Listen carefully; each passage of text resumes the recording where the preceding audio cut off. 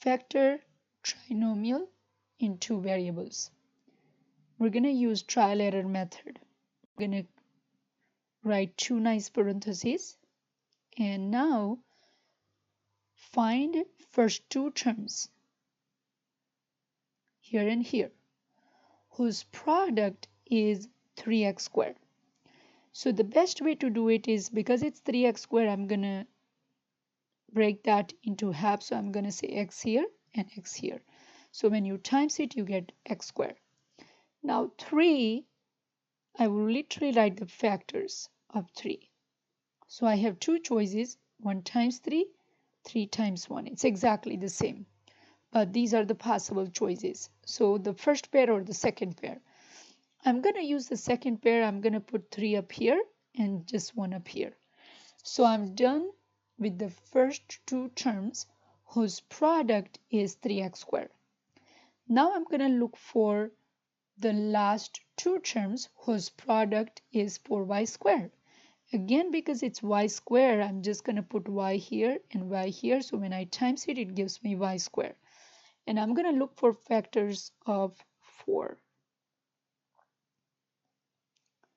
And the factors of 4 are 1 and 4, 2 and 2.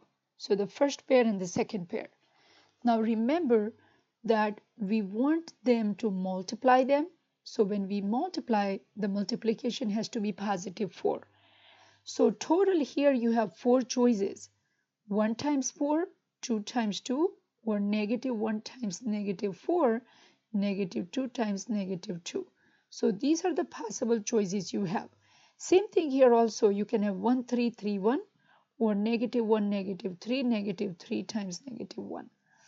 So now the question is, which one will work? And that's why it's called trial and error method. You have to plug it in and start foiling and see which one satisfies your need or your answer. So here I'm just going to take 1 and 4, okay everybody, and I'm just going to keep it as a negative because I want to have my middle term negative. That's why I'm choosing negative 1 and negative 4. Totally speculation. And now I'm going to erase all of this and let's see the answer I chose was correct or not. If not, then I'm going to come back and choose the different factors or the pair of factors to write my answer. So if I rewrite my answer, it's going to look like this. 3x minus y parentheses x minus 4y. Is this the correct answer? Let's FOIL it. 3x times x, 3x squared. 3x times negative 4y, negative 12xy, minus y times x, negative xy or negative yx. Last one, negatives times negative, positive 4y squared. When we simplify it, we get 3x squared minus 12xy minus xy minus 13xy plus 4y squared. Oh yes, that was the answer. So we got lucky. Okay, so our answer is this. This is my answer. Now let's use diamond method with leading coefficient other than 1 and see if we get this answer without trial and error method. Notice one thing, that we have two variables, right? So I always tell students it's good to write the question in one variable, okay, to make life easy. You may not see this in the book, but this will be the easier way to write. So I'm going to write 3x squared minus 13x plus 4. So I'm sort of avoiding the second variable, okay? And now I know how to use my diamond method. So I'm going to compare this with ax squared plus bx plus c, where my a is 3, my b is minus 13, and my c is 4. So my first step is this. Now my second step is I multiply. So this was a step 1. My step 2 is I multiply a times c. So that gives me 3 times 4 is 12. My third step is draw a little diamond. Keep AC on the top of the diamond and then B in the bottom of your diamond. And now you ask yourself a question.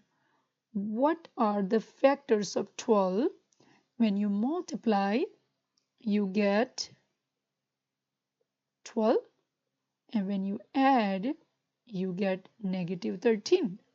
So let's write that fourth step, everybody. Factors of 12. It's 112, 2, 6, 3, 4, 4, 8, 3. This is the one is repeating, so we stop right here. So which one is going to work out good here if you try to plug it in? I think our best choice is this, 1 and 12, right? Because you keep 1 here, 12 here.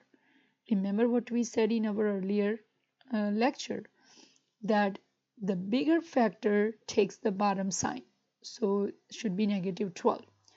Now don't forget, we wanted to multiply these two to get positive 12.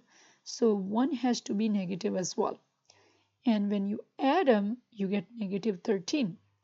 So looks like these are my factors, negative 1, negative 12. Again, let me remind you, can I write my answer like this? Do you think that's the correct answer? No, because x times x gives you x squared, and you need 3x squared. So because our leading coefficient is other than 1, we have to do one more extra step called grouping. So now the last step, which is called grouping, we're going to do. So step 5, let's use grouping.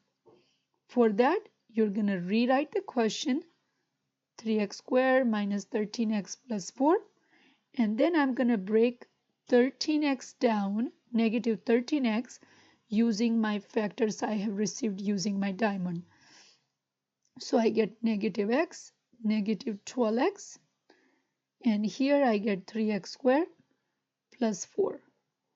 I'm going to break this polynomial into two parts like this. I'm going to find the GCF from the first group I created.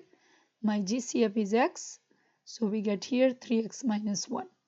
I'm going to find the GCF from the second group I created, and my GCF is negative 4. Remember, whatever the sign here, that's the one you pull out, okay, for the GCF, negative 4. So you ended up getting 3x minus 1. So now we have 4 terms, and we reduced down to 2 terms. Do I still have a GCF in these 2 terms? Yes, it's 3x minus 1, 3x minus 1.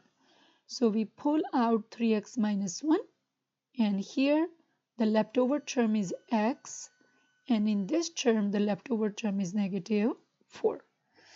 So looks like this is my answer, but notice one thing, that when you FOIL it, the first 2 terms, that gives you the first term 3x squared. But the last one, negative 1, negative 4, it just gives you positive 4. So what happened to this y? Hey everybody, because we rewrote this problem, I'm just going to stick it in my y here and y here. And now let's just check that, do you think this magic is going to work? And the answer is yes.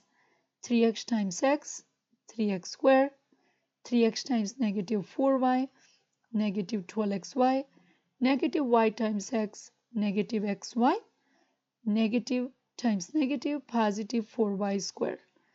We get 3x squared minus 13xy plus 4y squared. So our answer does match with our trial and error method. Hope this will help you.